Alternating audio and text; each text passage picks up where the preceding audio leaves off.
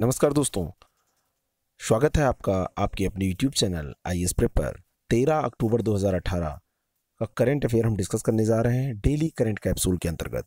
वो सभी महत्वपूर्ण प्रश्न जो कि करंट अफेयर की दृष्टि से बहुत इंपॉर्टेंट हैं और उनसे रिलेटेड जीएस का भी जीके का भी हम यहाँ पर अध्ययन करते हैं।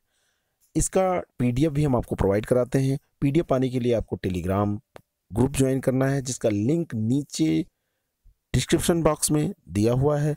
उस लिंक पर जाकर आप टेलीग्राम को ज्वाइन कर लीजिए और पीडीएफ पाइए, आसानी से रिवीजन कीजिए, जिससे आपका पूरा करंट अफेयर तैयार हो जाए। मैं ओम पांडे, आपका गाइड। चलिए शुरू करते हैं और लेते हैं पहला प्रश्न।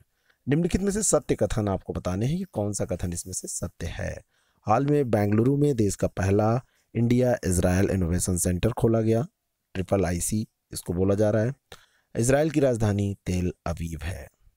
इन दोनों स्टेटमेंट में आपको बताना है कौन सा सही स्टेटमेंट है।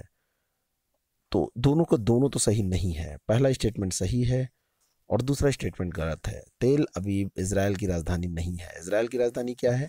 जेरूसलम। केवल एक इसका आंसर हो जाएगा ए।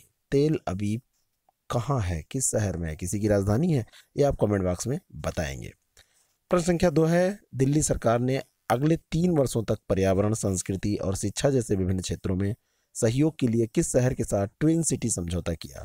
इंपॉर्टेंट प्रश्न है, किसी भी परीक्षा में पूछा जा सकता है। Tokyo, Berlin, New York, Moscow. तो ये किया है इसने मॉस्को के साथ में। मॉस्को के साथ में ये दिल्ली ने किया है ट्विन सिटी समझौता। अगला प्रश्न है, निम्नलिखित में से सत्य कथन आपको बताने हैं। हाल में अग्रणी स्टॉक एक्सचेंज NSE ने उत्तराखंड सरकार के साथ MSME को पूंजी तक पहुंच प्रदान करने के लिए एक समझौते पर हस्ताक्षर किया। अब ये जो समझौते पर हस्ताक्षर हुआ ये तो इंपॉर्टेंट है ही है, लेकिन देखिए एक जीएस का प्रश्न यहाँ पर मैंने डाल दिया कि उत्तराखंड राज्य का गठन 9 नवंबर 2001 को किया गया था। इन दोनों स्टेटमेंट से आप बताइए कौन सा सही है। पहला स्टेटमेंट बिल्कुल सही है और दूसरा स्टेटमेंट भी क्या है? सही नहीं है, ये गलत स्टेटमेंट है। ध्यान दीजिए, 9 नवंबर की डेट सही है, लेकिन 2001 में नहीं, 2000 में ये हुआ था। तो दूसरा स्टेटमेंट यहाँ पर गलत है, इसलिए सत्य पूछा जा रहा है तो उत्तर हो जाएगा एक।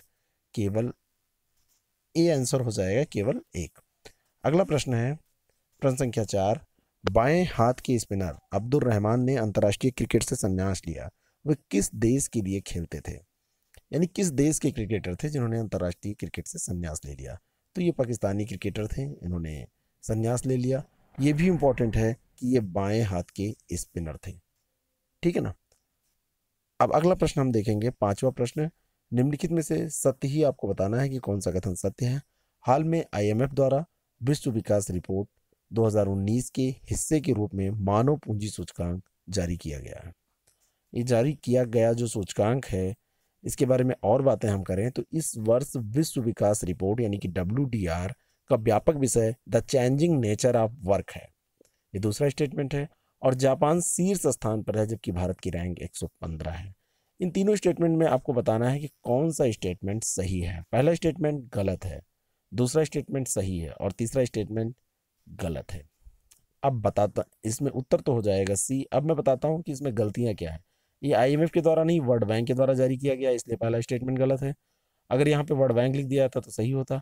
तीसरे स्टेटमेंट में आधा, जो भारत की रैंक 115, ये बिल्कुल सही है। याद रखिएगा, अलग से रैंक पूछी जा सकती है, लेकिन जापान शीर्ष स्थान पे नहीं है, यहाँ पर सिंगापुर शीर्ष स्थान पर है। तो ये स्टेटमेंट यहाँ पर गलत हो जाएगा। आगे बढ़ते हैं, छठा प्रश्न लेते हैं। हाल में किस देश ने मौत की सजा समाप्त करने का फैसला लिया है? तो ये देश है मलेशिया। मलेशिया में अब मौत की सजा नहीं दी जाएगी। हमारे भारत में क्या प्रावधान है? मौत की सजा भी दी जाती है। हाँ, जो फांसी की सजा दी जाती है वो मौत की ही सजा होती है, क्योंकि फांसी लगने के बाद में कोई बचता थोड़ी ना है। तो ये मलेशिया ने समाप्त किया है। वैसे विश्व स्तर पर जो बातें चल रही हैं उसमें यही है कि मौत की सजा को समाप्त किया जाना चाहिए। लेकिन कई बार जब जघन्य अपराध होते हैं तो अपराधी की जो प्रवृत्ति होती है, अपराधी का जो गुनाह होता है, अपराधी का जो ये कार्य होता है, इतना घिनौना होता है कि मौत से कम कोई सजा उसके लिए लगता है कि सही होगी ही नहीं। तो ये चीज़ें भी हमको ध्यान में रखनी चाहिए कोई भी फैसला लेने के लिए। दूसरा पक्ष ये आता है कि जब हम जिंदगी नई दे नहीं सकते तो हमको लेने का क्या अधिकार है।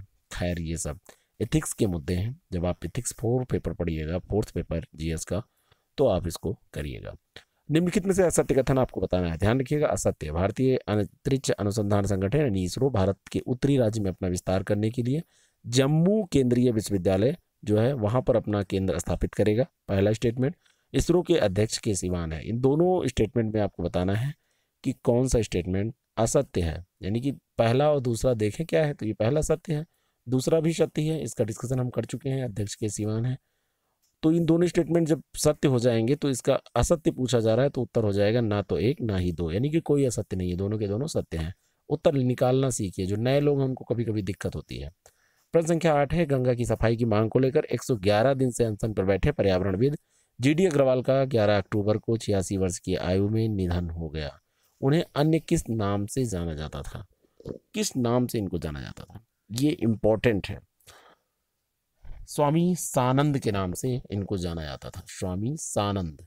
और ये जो हैं, ये ऐसे मत सोचिएगा कि ये शुरू से स्वामी थे, एक इंजीनियर थे और इन्होंने इस क्षेत्र में कार्य किया। उसके बाद में ये जो स्वामी स्वरूपानंद सरस्वती जी थे, ये इनके सानिध्य में गए और बनारस में इन्होंने इनसे दीक्षा ली। दीक्षा लेने के बाद में ये सन्यासी का जीवन बिताने लगे, स्वामी बन गए और स्वामी सानंद के नाम से इनको जाना जाने लगा। अभी ये अनशन पे बैठे हुए थे अपनी कुछ मांगों को लेकर और अचानक इनका निधन हो गया। इस पे भी प्रश्न चिन्ह है कि कैसे हुआ, क्या है, प्रश्न उठाए जा रहे हैं, लेकिन वो हमारा विषय नहीं है। हमारे लिए बस इतना इम्पोर्टेंट है कि इनका क्या नाम था, इतना जान जाए। 9वां प्रश्न है, निम्नलिखित में से सत्य कथन आपको बताने हैं कि कौन से सत्य हैं। ग्लोबल हंगर इंडेक्स 2018 में भारत का स्थान अन्य दक्षिण एशियाई देशों श्रीलंका, नेपाल और बांग्लादेश जो हैं इनसे भी नीचे है। इस रिपोर्ट में 119 देश शामिल हैं और भारत 103वें नंबर पर है, यानी कि भारत की रैंक 103 है। 2 एनजीओ कंसर्न वर्ल्ड वाइड और belt hunger help, concern world wide Ireland और वर्ल्ड हंगर हेल्प जर्मनी ने मिलकर ग्लोबल हंगर इंडेक्स रिपोर्ट तैयार की है। सत्य बताना है और मैं आपसे बता रहा हूँ कि ये दोनों के दोनों कथन सत्य हैं, यानी कि उत्तर हो जाएगा सी। बहुत इंपॉर्टेंट प्रश्न है, हर बार पूछा जाता है। भारत की रैंक 103 याद रखिएगा, लेकिन ये है क्या, ऐसे ही याद रखिएगा, मैं कंफ्यूज नहीं करना चाहता हूँ आपको। ग्लोबल हंगर इंडेक्स 2018, 2018 भी आपको ध्यान में रखना है, नहीं तो तनिक से में इधर उधर हो जाता है, कई इंडेक्स और जारी होते हैं। 10वां प्रश्न है और आज का ये अंतिम प्रश्न है जिसको हमको डिस्कस करना है। आज कुछ बहुत खास करंट अफेयर हमको इंपॉर्टेंट नहीं मिला। शरद कुमार ने एशियाई पैरा खेलों में स्वर्ण पदक जीता, इनका संबंध किस खेल से है? नौका दौड़, ये नौक दौड़ लिखा है लेकिन ये नौका दौड़ आप इसको मानिएगा, नौका दौड़, तीरंदाजी, डिस्कस थ्रो, ऊंची कूद, तो इनका संबंध ऊंची कूद से है। ऊंची कूद से संबंधित है शरद कुमार और इन्होंने स्वर्ण पदक जीता है। किसमें? एशियाई पैरा खेल जो चल रहे हैं उसमें। मैंने आपसे डिस्कस किया था कि एशियाई पैरा खेल कहाँ चल रहे हैं, तो आपको कमेंट बॉक्स में इसको बताना है। अब हम देख लेते हैं उन 3 प्रश्नों का जिसका उत्तर आपको देना होता है, मैं रोज आपसे करता हूँ। पहला प्रश्न है, अंतर्राष्ट्रीय ओलंपिक समिति का मुख्यालय कहाँ है?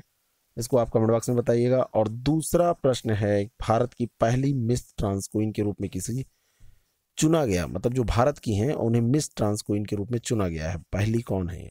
अंतर्राष्ट्रीय बालिका दिवस किस तिथि को मनाया जाता है? ये सारे प्रश्न हम लोग 11 अक्टूबर की करंट अफेयर की क्लास में, 12 अक्टूबर की करंट अफेयर की क्लास में डिस्कस कर चुके हैं।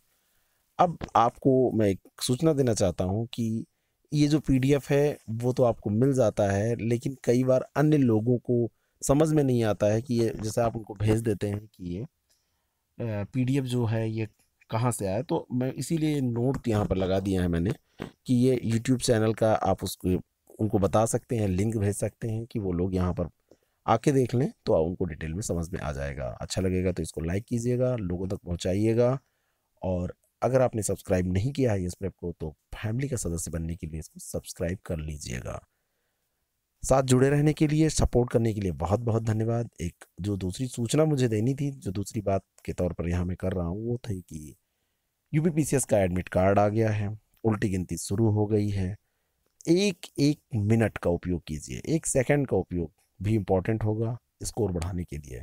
अच्छी सीटें हैं, सिलेक्शन हो सकता है अच्छी पोस्ट पर, तो आप जी तोड़ मेहनत करिए, रात दिन एक कर दीजिए, सारे काम बंद करके केवल पढ़ाई कीजिए। सारे काम का मतलब ये थोड़ी ना कि सोना खाना कोई बंद कर देगा, लेकिन जहाँ पे हम समय वो बर्बाद करते हैं वो काम हम बंद कर सकते हैं या उसमें समय कम कर सकते हैं। पढ़ते रहिए, मैं आपके साथ हूँ। फिर मिलते हैं अन्य जो क्लासेस चल रही हैं उनके साथ, क्रैश कोर्स के साथ। हिस्ट्री ज्योग्राफी हम लोग डिस्कस कर रहे हैं, उनको भी देखते रहिए। Thank you very much. All the best.